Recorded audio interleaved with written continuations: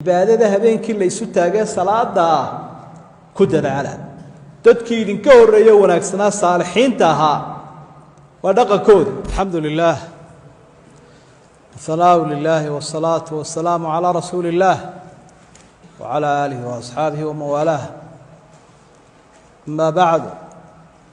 إخواني في الله السلام عليكم ورحمة الله وبركاته waxaynu ka taaban doonaa salaada aynu taaganahay ee qiyaamul layl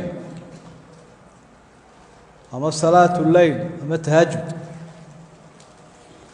fadligeeda iyo fawaa'ideeda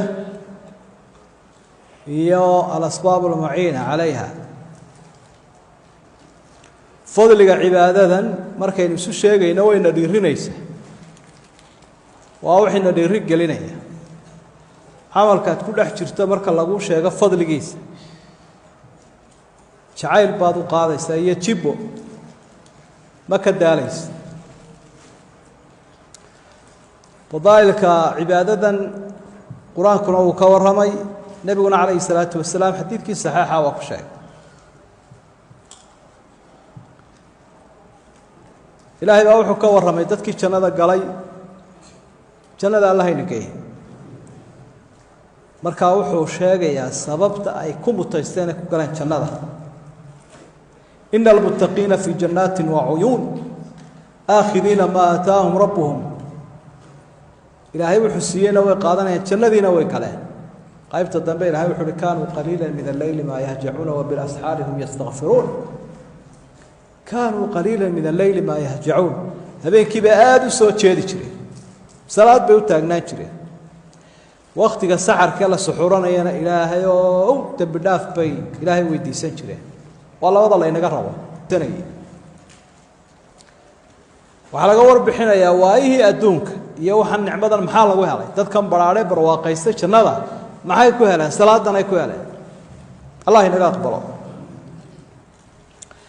cilmiga iyo aqliga wanaagsan cibaadadana laga helaa qaaliga ah أمن هو قانت آناء الليل ساجدا وقائما يحذر الآخرة ويرجو رحمة ربه قل هل يستوي الذين يعلمون والذين لا يعلمون إنما يتذكر أولو الألباب داد علم لنا إلهي وشيء داد عقلنا له وشيء لكن عبادة كالرئيس وداد هذين كقرآن كآخرين وعبادة وتاغن فضلقية فائدة هنا وحوي علم وناكسن يا عقل وناكسن قفك عبادة الله قدنا إياه لا عقل ما هاك كلا بلا عبادة عاصية كعقل وناكسية وكعلم وناكسية وكفهم وناكسية آيات قويت بدأي هنا حديث كالنبي عليه الصلاة والسلام القرآن كساق هذا حديث أبي الدرداء الصحيح نبي يقول إنه شيء صلى الله عليه وسلم الشام فإذا عبادة هذيك الله توه الرئيس عليكم بقيام الليل فإنه دأب الصالحين قبلكم cibaadada habeenkii la isu taagay salaada ku dadaala dadkii idinka horeeyay wanaagsanaa saalixiinta ahaa waa dhaqankooda saalix aan qiyaamul layl la iman jirin quraanku wuxuu inoo sheegayaa iyo xadiidku baynaanu jirin saadalaadeed ba salaadu ilaahay ugu jecelay waa salaada nabi daawud 4 saacadood 6 saacadood ba habeenkii seexanaya 4 buu tukanaya hadana labada dambu seexanaya 12 saacadood saasay ugu barnaamijaysan marka nabi walba salaadiisii bay ku jirtay salaadani salaatul layl faa'iidada labaad waa maxay waa qurbatun ila rabbik ilaahay bay ku dhaweynaysaa balka waran waxa ilaahay ku dhaweynaya waxa ilaahi weynaa ku dhaweynaya waa waxay tahay inaanu ku dhaafinba wa manhatun ala al-ithm wa faa'iidada saddexaad dembigay ka hor joogsataa cibaadadani inna salaata tanha 'an al-fahshaa'i wal-munkar oo waa talaal dembiyada iyo macsiyada ayaa ilaahay kaaga talaalaya wa makfaratu lis-sayyi'aat kii ka dhacayna waa lagaaga dhaafaya siyaada jirta oranaysa waa manhatun 'an al-ithmi garanay dembigi lagaaga dhaafeena garanay ومدردة للداء عن الجسد على معنى الحديث إن ثبتت هذه الزيادة meelaha qaarkoodna cubaladooda daciifiyaan meelaha qaarkoodna way taxsiiniyaan dembigana waxa la yidhaahdo cudurkana ilaahay jidhku kaga nadiifiyaa dee haddaba haddii aad dembigii iyo tawstii iyo xanuunkii ilaahay uu kaaga reebay ilaahayna ay cibaadada ku dhaweysay maxaa ka wanaagsan dadka habeenkii cibaadadan aada u badsan jiray cudurraduba way ka helaan jireen cudurradan iminka faraha badan ee lala nooliye dhibka badan dadkii inta badan cibaadada u taagnaan jiray waxaas wuu ka dhalaali jiray macaanka iyo dhiigkarka iyo kolestaroolka iyo strastiga iyo waxaa nafta isugu keenay dadkaan cibaadaysanayn mabay lahayn saacado badan buu tukanaya haddana nafaqa darre iyo wax ku dhici jiray ma jirine waxay ahayn dad nuuraya qalbigooda iyo wejigoodaba ولهذه الصلاة بواعث صلاة waxay leedahay waxyaabo kugu dhiiri gelinaya ama ka caawin kara inaad cibaadadan habeenkii gudato waa asbaab maadiya waa asbaab macnawiya labada waa leedahay asbaabta muuqatee ka caawin karta cibaadadan inaad gudato waxa kamid ah an tuqallil al-mubahat waxyaabaha mubaaxa xalaan inaga dah mubaax inaad iska yarayso mubaax waa maxay waa hurdada shaqada iyo dherega haddii aad cunada badbadsato oo liqliqdo tiraa mid rabadaan la ilaa gaajo la idinku waajibay baa ku soo martay bal ka dhereg wixii la soo dhigay dhaqaaqi karimaysa taraawiixda waad suuxaysa ila dhiigii waxa loo dirayaa caloosha si uu ridqo maskaxdiigu in badan ka imanaya dabeetana inbihaar baa kugu dhacay oo kala daadanaysa marka cunada la yareeyaa sidoo nabigu ahaan jiray calayhi salaatu wasalaam adaabta kamid hurdada la yareynaya sidoo nabigu ahaa calayhi salaatu wasalaam shaqada la yareynaya haddaad 12 saacadood maalintii shaqaysa habeenkii ma istaagi karaysa maya duruuf adag oo kugu timaado oo bani aadam aad u shaqaysay mooyaane isku day inaad shaqada maalintii soo yarayso waxyaabaha ku sahli kara waxa kamid ah inaad qayluulada ogaato nabiguna waa ku dhaqmi jiray calayhi salaatu wasalaam maalintii inaad yar nasato saacad nus saac soo seexato habeenkii waad kari karaysa inaad kacdo asbaabta waxa kamid noqon kara ku dhiiri gelinaysa an taarifa fadl hadhihi al-ibada ibadada fadligeeda iyo faa'iidadeeda inaad taqaan xadiiska oo aayaadka akhir inta faralka in ka badan ayaa dhiiri gelinaysa quraan oo xadiis ibadadan iyada iyo qowlkii nabiga sallallahu alayhi wasallam ficilkiis marka fadliga shayga markaad garanayso kama daasho waxyaaba ku dhiiri gelinaya waxa kamid ah tafsiirka quraanka inaad taqaan oo quraanka iyo qiyaamkii baa isla ilaa qiyaamkan aynu taagana quraan baynu ku akhriinaa Soomaa macnaha quraanka qofka garanaya ka aan garanayn ma isku mid baa ذلك فضل الله يؤتيه من يشاء الله ذو الفضل العظيم markaad garanaysa aayaadka suuratul an'am mawjaday ka hadlayaan iyo fawaa'idkooda sababtay ku soo degeen dadka ay ka waramayaan naska ka horeeyay naska ka dambeeyay calaaqad uu leeyahay tii qofka si fiican u fahmayay ka codka imaamku ku raaxaysanaya fi farqi baa u dhaxeeya quraanku waxa ilaahay u tilmaamay qofka macnihiisa garanaya ta'thir buu ku sameeyaa aayadaha naxariistu macnay ku sameeyaan aayadaha cadaabka marka soo marta naxariis baa ku macnay ku sameeyaan الله نزل أحسن الحديث كتابا متشابها مثاني تخشعر منه جلود الذين يخشون ربهم ثم تلين جلودهم وقلوبهم إلى ذكر الله شركا ساتشر العون يقبل نعيونا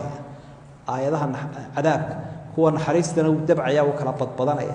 حكى لي يتا معني بقف كرنا مركز تفسير كقرآن ك سقاف صوماليا والحمد لله إنه دوبي هاي دقيست كتاب كنا كأكت بواعث كوحة كم إذا بواعث باطنية حياة كل رجالنا يا وحق قلبك وكوكي هاي بين علماء الدراسية باب كان خبراء ذكوها سلامة الصدر دي لابتاد وهي عافمات قبط ومسلم كعيل إيه عربي أنا ذو قبينة دتك إسود عفدان عبادة وكعضة وانا تكون راح يستطاع لكن مركب عيل إيه عرقبتها يدضون السيسان قاروا اسكو فوقنتين اسكو ررنتين ومشكلة ده دتك حسد كوب بدنيها حرقفت السياسة إيه waxaa laga yaabaa kuma raaxaysan kartid cibaadada si dhin kalaa kugu dalacan mar alla marka aad gashaba mar ragcadda la galaba mid buu ku horkeenayaa inkaarqabii shaydaanka ahaa sidaad kaa faraha isugu fiiqfiiqaysaan baa salaadiiba dhammaanaysa salaada dhexdeeda salaamatu sadri waa dadkii aqoon-yahankii cibaadaysan jiray waxa ay ka duubeen weeye baabka ah ama ka qoreen waxaa ka mida bawaacifka baatinka ah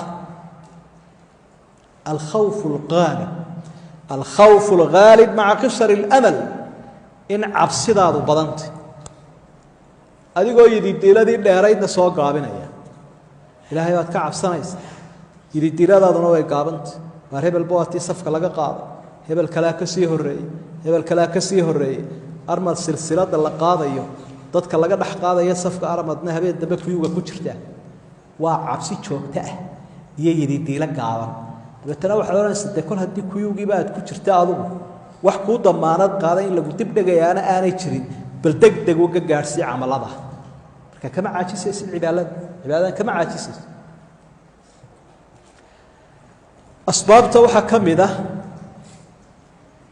qofkan cibaadaysanaya xub ullah wa quwat liimaan inuu ilaahay jecel yahay subxaana wa tacaala ciddaad jeceshay shaqadeeda kama daashid haddaad madax jeceshay shaqadeeda ka daari maysid haddaad islaanta iyo ciyaalka jeceshay haddaad lacagta jeceshahay ciddaad jeceshahay shaqadeeda kama daashid shaqadeeda waad ku istiraaxaysa habi baad ku tahay haddaad iminka dollarka iyo danaaniirta jecesha 6 ilaa 6 waad wadaysa waanaad u safraysa waanaad u soo jeedaysa cashadana waad u seegaysa marka haddaad ilaahay aada u jeceshahay horjooggiisa kama daalaysa marka labaynu jamcinaynaa jacaylka ilaahay iyo cabsidiisa waa arrinuu khaaliqu gaar u leeyahay makhluuqu la lahayn makhluuqa ka aad ka cabsato ma jeclaatida waad ka carartaa laakiin ilaahay subxaana wa tacaala adigoo jecel baad ka cabsanaysa waad ka haybadaysanaysa marka arrimahaasina waa kuwa baatinka ah maxaa keeni kara qofku in cagihiisu bararaan oo uu dhidido oo uu taagnaado oo halkaa uu aakhiro ka arko cayn alyaqiin waxaa keeni kara cabsida ilaahay liman kaana yarju llaha walyowma alaakhir iyo jacaylka ilaahay uu dareensan yahay inuu ilaahay la hadlayo hor taagan yahay oo uu nebigu uhi calayhi salaatu wasalaam ilaahay baad la faqaysaa candhuufta xagga hawta qibladaada ilaahay buu ka xishoonayaa inuu ka sii jeesto iyo inuu ka fikiro iyo inuu xawilmo arrimahaasina waa arrimaha waa asbaab muciina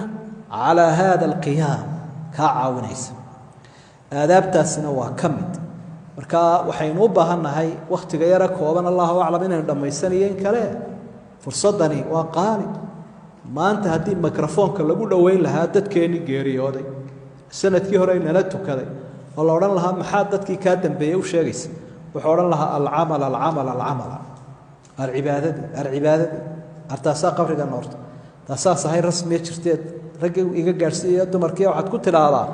war wakhtiga ha iska luminina oo shaxa ku luminina oo dunnada ku luminina oo sheekaha ku luminina oo ciyaar galabtii la ciyaaro ha ku luminina qur-aankuna waaba inoo sheegay nimanka gaaladii markay cawdaan ilaahay wuxuu leeyahay awalam nucamirkum maa yatadakaru bihi man tadakara wajaakum الnadiir sawtan cimri idin siiyey maxaynu islaam waqti baad ayaa lagu siiyaa dad ka faa'iidaysanad maxaad aniga ilaahay buu ilaahay qaala rabbi irjicuun lacalli acmalu saalixan fiima taraktu markay naftu ka sii baxaysa wuxuu leeyahay ilaahay celi bal camalkii aan ku gaboodfalayn ka faa'iideyn waay jaaniskii ilaahay fursad labaad isii alla inaguma rida taa iyo cabashada waxaynu leenahay waqti qaalaynu ku jirnaa ka faa'iidaysano وهذا ما أقوله وأستغفر الله وتقبل الله منا ومنكم صالح الأعمال السلام عليكم ورحمة الله